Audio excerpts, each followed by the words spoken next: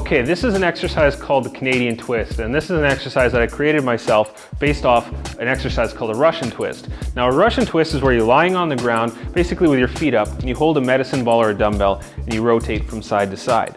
It's a great core exercise, and it's a great whole body exercise, and it does work the arms to a good extent because you're holding a weight up like that.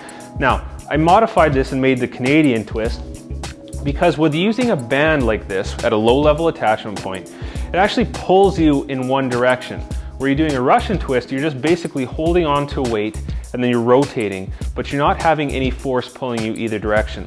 So by using a band, and a band specifically, this doesn't work the same with cables either, because with a band, as you pull away, the further you pull away, the more tension you get, the more it pulls you back, right? So this works your core fantastically well. You're going to really hit the obliques hard, you're going to hit the abdominals, you're going to work lower back and your entire upper back as well and stabilizing your spine. So it's a great exercise for strengthening your back, but it also works your arms.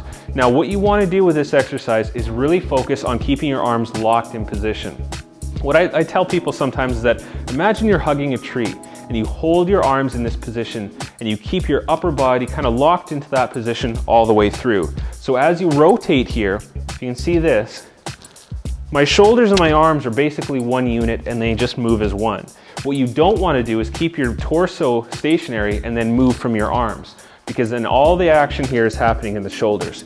We want to lock the upper body in position, rotate from the waist only, and that way, while we're holding on to this band like this, we're going to work the triceps, we're going to work the shoulders, and we're really going to work the core nice and hard. So we make this a full body toning exercise and a fat burning exercise at the same time. Okay, so here's how it works. You attach a band to a low level attachment point and you want to stand far enough away from it that you have quite a bit of tension even if you took another step forward, okay? So you want to make sure there's a good amount of tension on this band and it's at a low level attachment point. You then point yourself perpendicular from the band and you're going to sit on the floor. Now you want to rest out on your heels, and there's two ways to do this exercise. It's easier if you just keep your heels planted, and this might be where you have to start, and that's perfectly okay. But to make it even more of a challenge, you're going to elevate your feet. I'll show you both just in a moment here. So again, what you want to do is make sure you're perpendicular to this band, your heels are on the floor, you bend your knees a little bit. And here's a really important point, you want to keep your back nice and straight. So don't hunch your back forward, okay? Keep it nice and straight. And you're going to grab that one handle with both hands pointed towards there, and then you're going to lean back.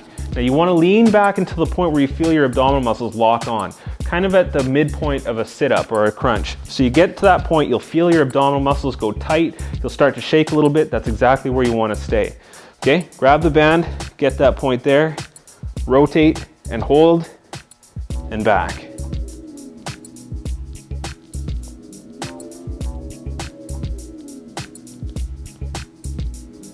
Okay, now as I'm doing this exercise, as I get out to the furthest point here, this band is really pulling me the opposite direction, and that's where most of the benefit comes here. Now keeping my upper arms locked in position, I'm really working the tricep there as I hold my arms stationary. To do the opposite side, you just spin around. Make sure you're the same distance away, lean back, and rotate.